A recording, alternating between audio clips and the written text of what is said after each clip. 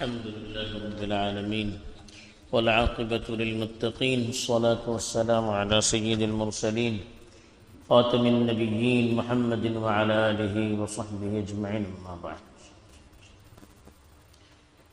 پیچھے چند آیات سے یہودیوں کی اور اہل کتاب کی کمزوریوں کا تذکرہ تھا. اسی سلسلے کو آگے بڑھاتے ہوئے اللہ تعالیٰ ان آیات میں بھی جن کی ابھی تلاوت کی گئی ہے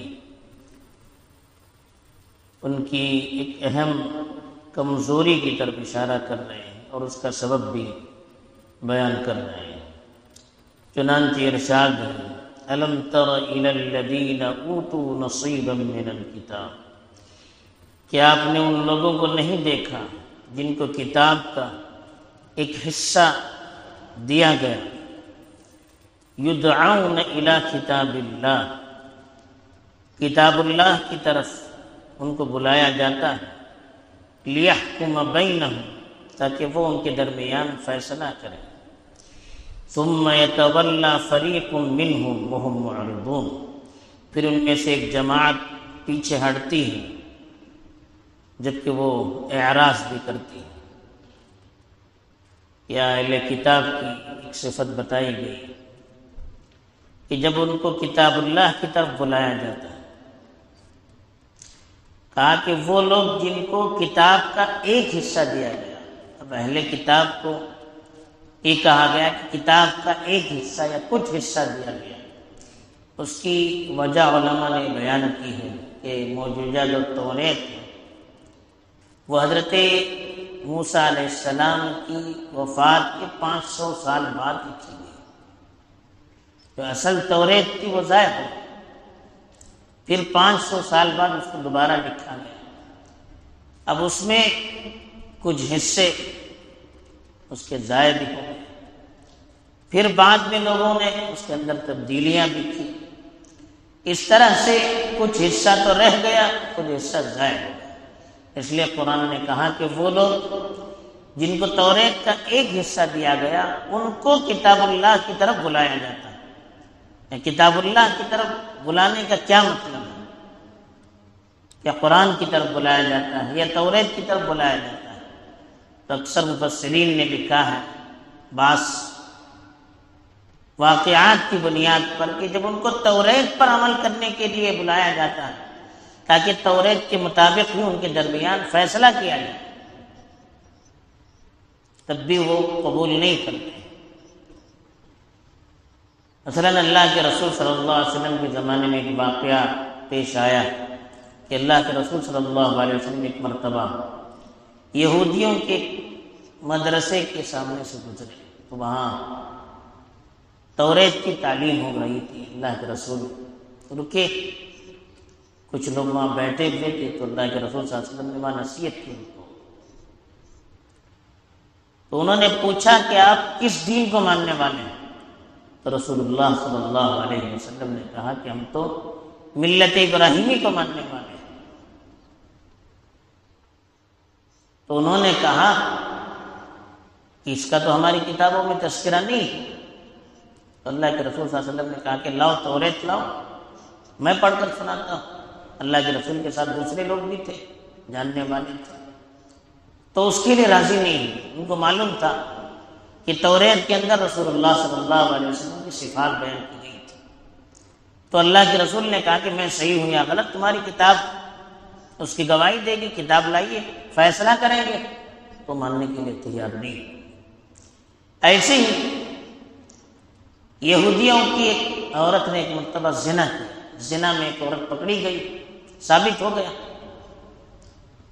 تو اللہ کے رسول صلی اللہ علیہ وسلم نے اس کے رجم کرنے کا فیصلہ کیا اور کہا کہ یہ تمہاری کتاب کے مطابق حکم ہے. انہوں نے کہا کہ نہیں، ہماری کتاب میں ایسا نہیں. اللہ کے رسول نے کہا لاؤ. توریت لے آئے تو کہا کہ کون اس کے جاننے والے ہیں؟ تو ایک صاحب تھے ابن سوریا کے نام سے، کہا کہ ان کو بلایا گیا کہ توریت کے ماہر ہیں. تو رسول اللہ صلی اللہ علیہ وسلم نے ان کو پڑھنے کے لیے کہا. انہوں نے پڑھنا شروع کیا اور جہاں رجم کے سلسلے میں آیتیں تھی اس پر ہاتھ رکھا، اس کو پڑھا نہیں. نچلے آیت درمیان کا حصہ چھپا دیا اور چھوڑ دیا۔ تو رسول اللہ صلی اللہ علیہ وسلم کے ساتھ ایک صحابی تھے جو پہلے یہودیوں کے بڑے عالم تھے، پھر انہوں نے اسلام قبول کیا تھا۔ انہوں نے فوراً کہا کہ اللہ کے رسول یہ جھوٹ بول رہے ہیں۔ درمیان میں انہوں نے چھپایا، ان سے کہیے کہ ہاتھ اٹھائیے۔ تو جب ہاتھ اٹھایا تو اس میں لکھا ہوا تھا کہ اگر شادی شدہ عورت یا مرد زنا کرے تو اس کو رجم کیا جائے، یعنی پتھر سے مار کر ان کو ختم کیا جائے۔ ان کی کتاب میں لکھا ہوا تھا، لیکن وہ اپنی کتاب کے حکم کو ماننے کے لیے تیار نہیں تھے۔ اسی موقع پر جب اس طرح کے واقعات پیش آ رہے تھے، یہ آیت نازل ہوئی کہ ان کو ان کی کتاب کی طرف بلایا جاتا ہے لِيَحْكُمَ بَيْنَهُمْ، تاکہ ان کے درمیان ان کی کتاب فیصلہ کرے۔ ثُمَّ يَتَوَلَّىٰ فَرِيقٌ مِّنْهُمْ، تولا کے معنی پیچھے چلے جانا، منہ پھیر لینا۔ پھر بھی ان کی ایک جماعت اس سے پلٹ جاتی ہے، اس کو قبول نہیں کرتی ہے۔ ایک جماعت اس لیے کہا کہ کچھ لوگ تو وہ تھے جنہوں نے قرآن مجید پر، توریت پر بھی ایمان لانے کا ثبوت پیش کیا، اس لیے کہ توریت میں رسول اللہ کی تصدیق تھی، تو توریت کو پڑھ کر انہوں نے رسول اللہ کی بعثت کو بھی قبول کر لیا۔ تو اس لیے کہ ایک جماعت اس میں سے پلٹ جاتی ہے اور وہ منہ موڑ لیتی ہے۔ اب اس کی وجہ کیا ہے؟ ذَلِكَ بِأَنَّهُمْ قَالُوا، اس کی وجہ یہ ہے کہ انہوں نے کہا کہ لن تمسنا النار الا ایاما معدودات، کہ ہمیں آگ چھو نہیں سکتی سوائے چند دنوں کے۔ یعنی ان کو یہ دعویٰ تھا کہ ہم نبی کی اولاد ہیں، ہم اللہ کے محبوب ہیں، ہم جہنم میں جائیں گے نہیں، جائیں گے بھی تو چند روز کے لیے۔ چند روز کا مطلب کتنے دن؟ بعض علماء نے لکھا ہے کہ 40 دن تک انہوں نے بچڑے کی پرستش کی تھی، گاؤں پرستی کی تھی، گائے کی بچے کی عبادت کی تھی۔ تو کہا کہ اتنے ہی دن ہمیں عذاب ملے گا، اس کے بعد عذاب نہیں ملے گا۔ یہ ان کو دھوکہ ہو گیا۔ اپنی برتری اور نسلی غرور نے، ان کے اپنی برتری کے عقیدے نے، ان کے نسلی غرور نے، خاندانی غرور نے اور غلط فہمیوں نے انہیں دھوکے میں رکھا۔ اس کی وجہ سے وہ دین کی باتیں قبول کرنے کے لیے تیار نہیں ہے، شریعت کی باتوں کو قبول کرنے کے لیے وہ تیار نہیں ہے۔ اس لیے کہا کہ انہوں نے کہا کہ ہمیں تو چند ہی دن آگ چھو سکتی ہے، اگر جہنم میں جانا بھی ہوا چند دنوں کے لیے۔ اللہ نے کہا وَغَرَّهُمْ فِي دِينِهِمْ، ان کے دین کے سلسلے میں ان کو دھوکے میں رکھا ہے، مَا كَانُوا يَفْتَرُونَ، وہ چیزیں جو خود انہوں نے گھڑ لی، یعنی جن چیزوں کا وہ دعویٰ کرتے ہیں کہ ہم اللہ کے محبوب ہیں، ہم نبی کے خاندان والے ہیں، ہم کو عذاب نہیں ہوگا، ہم زیادہ مدت جہنم میں نہیں رہیں گے، ہم پر عذاب نہیں آئے گا۔ یہ جو ان کے غلط خیالات تھے، ان خیالات نے ان کو دھوکے میں رکھا تھا، اور یہ خیالات کسی کتاب میں نہیں تھے، یہ آسمان سے اللہ نے نازل کیا نہیں کیا تھا، بلکہ خود انہوں نے اپنی طرف سے اس کو تیار کر لیا تھا۔ اپنے خیالات تھے ان کے جو انہوں نے گھڑ رکھے تھے، تیار کر رکھے تھے، اس کی وجہ سے وہ دھوکے میں پڑ گئے تھے۔ تو اللہ تعالیٰ نے کہا کہ یہ صرف ان کا دھوکہ ہے، اس کی کوئی حقیقت نہیں ہے۔ حقیقت کب معلوم ہوگی؟ جب قیامت کے دن اللہ کے دربار میں حاضر ہوں گے اور جہنم میں پھینک دیے جائیں گے، تب معلوم ہوگا کتنے دن رہنا پڑے گا۔ فَكَيْفَ، اس وقت کیا حالت ہوگی؟ اِذَا جَمَعْنَاهُمْ لِيَوْمٍ لَا رَيْبَ فِيهِ، ہم انہیں ایسے دن میں جمع کریں گے جس دن کے آنے میں کوئی شک نہیں ہے، یعنی قیامت کا دن جس کے آنے میں کوئی شک نہیں ہے، آنا ضروری ہے۔ وَأُوفِّيَتْ كُلُّ نَفْسٍ مَا كَسَبَتْ، ہر انسان کو اس کے کرتوت کا پورا پورا بدلہ دیا جائے گا۔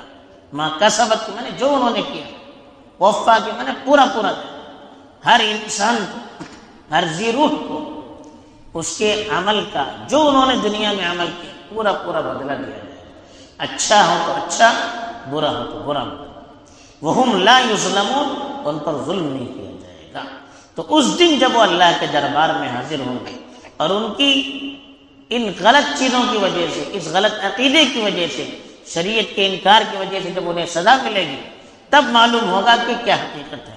اب وہ دھوکے میں پڑے ہوئے ہیں، بہرحال ان آیات میں اللہ تعالیٰ نے ایک تو پیغام یہ دیا ہم کو اہل کتاب کا حوالہ دے کر کہ اللہ کی کتاب پر پورا کا پورا عمل کرنا چاہیے۔ دوسری چیز، اللہ کی کتاب کے مطابق جب فیصلہ کرنے کے لیے بلایا جائے تو ہمیں پورا قبول کرنا چاہیے۔ یہ نہیں کہ نہیں ہم نہیں مانتے، ہم شریعت کے مطابق نہیں جاتے، ہم کورٹ میں جائیں گے، فلاں جائیں گے، فلاں جائیں گے، یہ غلط عقیدہ ہے۔ اور تیسری چیز، اللہ کے یہاں کسی کا کوئی معاہدہ نہیں ہے، کسی خاندان کا، کسی نسل کا اللہ کے یہاں کوئی معاہدہ نہیں ہے، کوئی خصوصیت نہیں۔ اللہ کے یہاں حساب سب کے برابر ہوں گے، جس نے جو کیا ہے اس کے مطابق بدلہ دیا جائے گا، چاہے کالا ہو گورا ہو، کسی خاندان کا ہو، کسی نسل کا ہو، کسی علاقے کا ہو، کسی زبان کا بولنے والا ہو، کوئی اللہ کے نزدیک اس کا فرق نہیں کیا جائے گا، اور کسی کے غلط عقیدے کی وہاں پر کوئی حیثیت نہیں ہوگی۔ چوتھی چیز یہ بتا دیا کہ قیامت کے دن اللہ کے یہاں سب کو جمع ہونا ہے۔ دنیا میں آدمی اس کو مانے نہ مانے، اس کا اقرار کرے نہ کرے، وہ دن آنے والا ہے اور وہ دن حساب ہونے والا ہے۔ اللہ تعالیٰ عقیدہ ہمارے دل میں جاگزی فرمائے اور اس کو سامنے رکھ کر زندگی گزارنے کی توفیق دے۔ وآخر دعوانا الحمد للہ۔